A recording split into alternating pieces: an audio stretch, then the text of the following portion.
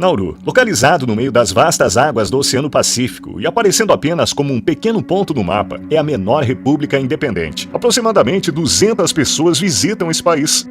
Comecei essa jornada chegando ao aeroporto de Istambul 3 horas mais cedo. Primeiro peguei um voo de 13 horas e meia para São Francisco. Depois de uma escala de 7 horas, peguei outro longo voo de 13 horas para Nadi, nas Ilhas Fiji, e esperei novamente em uma escala de 7 horas. Com quase 75% de seus assentos desocupados, o voo para Nauru de Nadi levou 4 horas e meia para chegar. E a minha jornada interminável de 48 horas finalmente chegou ao fim. Esse é o país menos visitado do mundo. Mesmo os países mais próximos estão a milhares de quilômetros daqui. Assim que desembarco na ilha, preciso aguardar o próximo voo de partida, agendado para quase uma semana depois. Viajar por mar também não é uma opção. Nauru é cercada por enormes recifes de coral, impedindo que grandes navios se aproximem da costa. Os moradores desta ilha isolada tinham tanta riqueza que nem sabiam o que fazer com ela. Rica em depósitos de fosfato, em 1975, Nauru se tornou o país com o maior PIB per capita do mundo, levando em conta a taxa de inflação atual. Onde não é possível cultivar frutas e legumes, os alimentos processados e gordurosos se tornaram o padrão. No topo das estatísticas globais, Nauru é reconhecida pela Federação Mundial de Obesidade como o país mais obeso do mundo,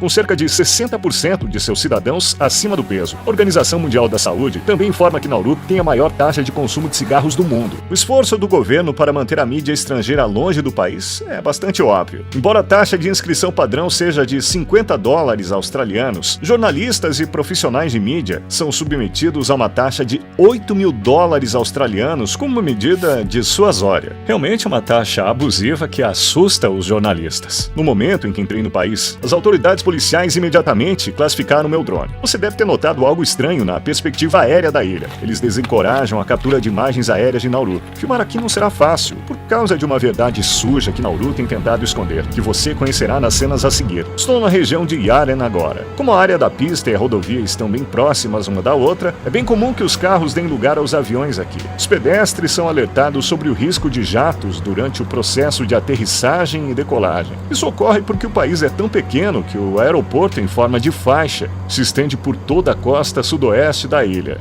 E esse aqui é o aeroporto. Se eu quiser entrar nele, basta pular uma cerca. E é isso. Fácil, né? A área total da ilha é de apenas 21 km². Leva no máximo 20 minutos para dirigir por todo o país de carro. E cada viagem retorna ao seu ponto de partida, pois há apenas um anel viário, o que é pouco. A polícia está em patrulha o tempo todo. Como não quero chamar atenção, entrei em contato com a única agência de turismo do país e começarei a explorar a ilha com guia. Segundo a agência, apenas 1 ou 2 turistas chegam à ilha por mês. Portanto, os números reais são muito menores dos que os declarados na internet. O que vocês fazem para passar o tempo livre aqui na ilha? Vôlei. Então, o que vocês fazem no tempo livre na ilha? Qualquer coisa que a gente queira fazer. Tipo o quê? Pescar, dormir, comer. O que eles mais comem? Comida chinesa. 1, 2, 3. 1, 2, 3. Saia daqui, garoto. Embora não seja frequentemente visitada por turistas, Nauru tem sido a parada favorita para as aves migratórias há séculos. Embora se acreditasse que a ilha tivesse recursos limitados, seu solo continha um tesouro chamado guano, feito de excrementos de pássaros e micro-organismos marinhos. Em 1899, o geólogo alemão Albert Ellis descobriu que este planalto tinha reservas de fosfato de alta qualidade, tão valioso quanto o ouro. O fosfato é uma matéria-prima que aumenta a produtividade na agricultura e durante a Primeira Guerra Mundial, a Austrália rapidamente anexou e transformou Nauru em um campo de mineração no exterior. Exceto pela breve ocupação do Japão em 1942, o fosfato extraído foi vendido ao mundo por anos a preços extremamente baixos. Alguns idosos afirmam que, nesta cela, os japoneses costumavam reunir pessoas em pilhas, fechavam-nas, derramavam gasolina pelo teto e então as incendiavam, aqueles que não queriam trabalhar para eles. Esta ferrovia, que o tempo está prestes a apagar, foi construída em 1907 para transportar minério de fosfato do interior para o porto na costa oeste. Quando Nauru conquistou a independência em 1968, cerca de 35 milhões de toneladas cúbicas de fosfato haviam sido extraídas de suas praias. É difícil de acreditar, mas no século passado, as frutas e vegetais que chegaram às mesas de muitas pessoas em todo o mundo foram cultivados com o fosfato extraído do solo desta pequena ilha. Depois de ganhar a independência, Nauru obteve uma riqueza significativa, e muitos nauruanos, cujas terras seriam usadas para a mineração de fosfato, pararam de trabalhar aguardando o dia de se tornarem milionários. Milhares de trabalhadores da China e de outras ilhas do Pacífico foram recrutados para realizar trabalhos árduos nas condições adversas e quentes das minas de fosfato. Nauru tinha uma renda per capita oferta de cerca de 176 mil dólares até o ano de 1975, enquanto na principal economia do mundo, os Estados Unidos, eram cerca de 44 mil dólares. Corrigindo seus valores para a atualidade, Nauru conseguiu estabelecer um estado de bem-estar social, onde não havia impostos. Educação, transporte, serviços de saúde e até mesmo moradia foram fornecidos gratuitamente. Eu via minha avó sair do banco com uma fronha. Eles colocavam todo o dinheiro lá dentro e simplesmente saíam com o dinheiro. Eles gastaram tudo. Ouvi dizer que uma vez um policial comprou um Lamborghini, não conseguiu entrar nele, ou ficou muito apertado e jogou fora. É verdade isso? Sim, isso é verdade. Ondas grandes. Alguns carros são comprados apenas para decoração. Quando os nauruanos de repente ficaram ricos, um frenesi de consumo começou, e esta pequena ilha foi preenchida com os mais recentes modelos de carros. Ao longo da estrada, nos deparamos com uma coleção de carros de luxo do passado abandonados. Cadillacs, Jeeps, Land Rovers. Estes são apenas alguns dos veículos que os residentes da ilha usaram para corridas e diversão nesta estrada. É quase como um cemitério de carros aqui. A camada de ferrugem neles indica quão distantes estão seus dias de glória. Desde que cheguei, os nativos têm me avisado para tomar cuidado com os pitbulls abandonados que vagam pelas ruas. Anteriormente, uma raça bastante apreciada, alguns residentes da ilha adotaram esses cães com entusiasmo, apenas para depois abandoná-los nas ruas. Junto com os cães, mais animais que não estavam originalmente presentes em Nauru também foram trazidos ao longo do tempo. Gatos, galinhas e porcos são animais que a população local começou a criar relativamente há pouco tempo. Quando os mineiros arrancaram as árvores e escavaram o solo fértil, todos os organismos vivos foram prejudicados. O solo não é adequado para agricultura nem construção. E agora eles enfrentam consequências terríveis desse problema. O terreno de Nauru é cheio de covas, algumas com até 15 metros de profundidade, e picos de calcário, que se estendem do centro da ilha até as áreas costeiras. Nenhum produto agrícola pode prosperar nessa terra estéril com seu alto nível de acidez. Os nauruanos dependem de alimentos enlatados altamente processados do exterior, principalmente importados da Austrália, para se sustentar. A expectativa média de vida do povo de Nauru é de 64 anos. Uma dieta de baixa qualidade fez Nauru manter o título de nação mais obesa do mundo por anos. Há 150 anos, essa ilha, quando ainda não havia sido descoberta pelo Ocidente, era autossuficiente. Mas agora eles terceirizaram tudo. 97% dos homens e 94% das mulheres estão acima do peso ou são obesos. O problema da obesidade em Nauru é como uma epidemia. Nas ruas, nos restaurantes, nos mercados, vejo pessoas lutando contra o excesso de peso. Em uma população onde 45% sofre de diabetes, as amputações são comuns. Há cartazes de conscientização em todo o país. As prateleiras das lojas estão vazias, como você pode ver. Os produtos são importados a cada 6 semanas. É um luxo ter frutas e vegetais frescos na ilha. Uma couve-flor custa 18 dólares australianos. E uma melancia custa 61 dólares australianos. Muitos aqui gostam de consumir produtos de carne que os países ocidentais se recusam a vender ao seu próprio povo e os comercializam como caudas de peru para os nauruanos. Essa parte do animal que tem 75% de gordura pura não é nada nutritiva. A falta de área habitacional é outra desvantagem da mineração de fosfato. A destruição deixou 80% de Nauru inabitável, espremendo seus estimados 14 mil habitantes numa área costeira de apenas 4 quilômetros quadrados. Esta é a Lagoa Buada, a única região preservada da ilha, oferecendo uma janela para o passado. Nauru já foi coberta por essa vegetação exuberante, mas agora tudo se foi. Aqui ainda é possível avistar bananeiras, pandanos e abacaxis. Erguendo-se como esculturas, as formações rochosas de corais na costa de Nauru chegam a 5 metros acima do mar. O fundo oceânico é coberto por rochas de corais mortos, que se estendem por cerca de 200 metros da costa. Isso impede que grandes navios atraquem, e muitos deles estão submersos, tornando-se visíveis somente quando o mar recua. Isso possibilita que as pessoas andem até centenas de metros na água e caçem peixes. Com a destruição das árvores, as temperaturas médias aumentaram para cerca de 30 graus Celsius durante todo o ano. Na ilha, onde os ventos de monção exercem influência sazonal, a chuva e as condições climáticas se entrelaçam.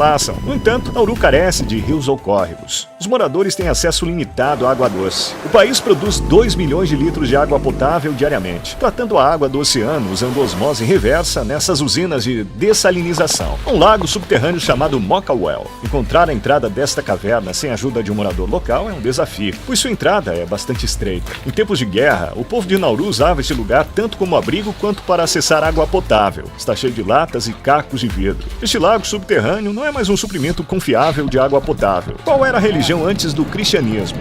Começamos com Burak. É o Deus aqui. Tem o altar no topside. Se eles lhe derem comida, ele ganhará vida e trará a eles o que estão pedindo. Tem alguém que ainda acredita em burraco? Alguns. Eles acreditavam que se você viesse e desse um mergulho nessa água, ela iria curar sua pele ou talvez algumas outras doenças, e eles testemunharam isso. Não há capital oficial no país. No entanto, o distrito de Aren contém todas as instituições, como a Casa do Parlamento, as embaixadas, a única delegacia de polícia do país, o departamento de bombeiros e o aeroporto. Existem apenas 11 escolas aqui, incluindo 3 escolas de ensino médio e uma universidade do estado. Quase todos na ilha são fluentes em inglês. Os habitantes locais falam nauruano como primeira língua. Por exemplo, o próprio nome Nauru tem origem no termo nauruano anauero, que significa eu vou à praia. Como se diz olá. Rete. E como você está? Como irmão.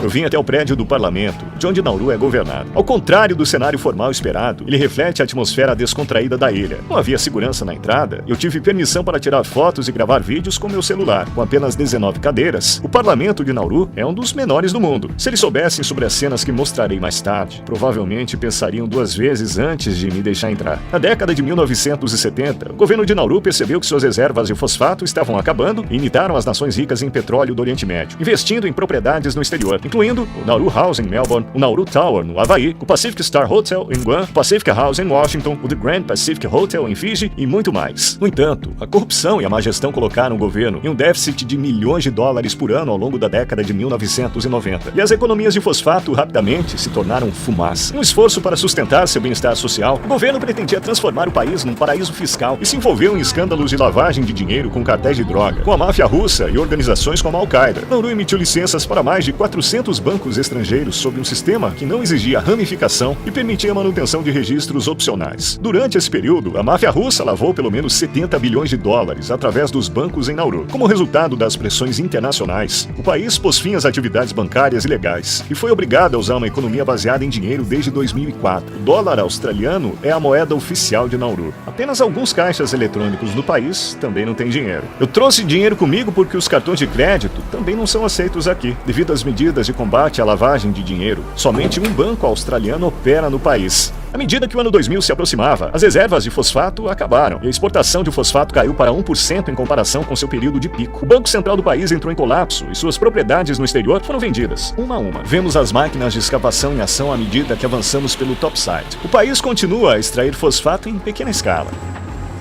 Se eles descobrirem outra mina de fosfato aqui, você apoiaria a mineração? Apenas diria para deixar a natureza em paz. Porque Nauru agora está cavando o chão. Nós vamos afundar. 52% da população vive na linha de pobreza ou abaixo dela e tenta sobreviver com a ajuda da igreja. Em áreas de baixa renda, o estresse desencadeia altos níveis de consumo de tabaco. Como mostram os dados de 2020, Nauru detém o recorde de maior taxa de tabagismo do mundo. Há um total de 5 praias na ilha, boa parte coberta por pneus e lixo. Em 2001, Nauru concordou em aceitar refugiados indesejados da Austrália em troca de apoio financeiro. Cerca de 1.000 refugiados, a maioria de ascendência afegã, iraquiana e iraniana, foram transportados para Nauru e detidos por tempo indeterminado.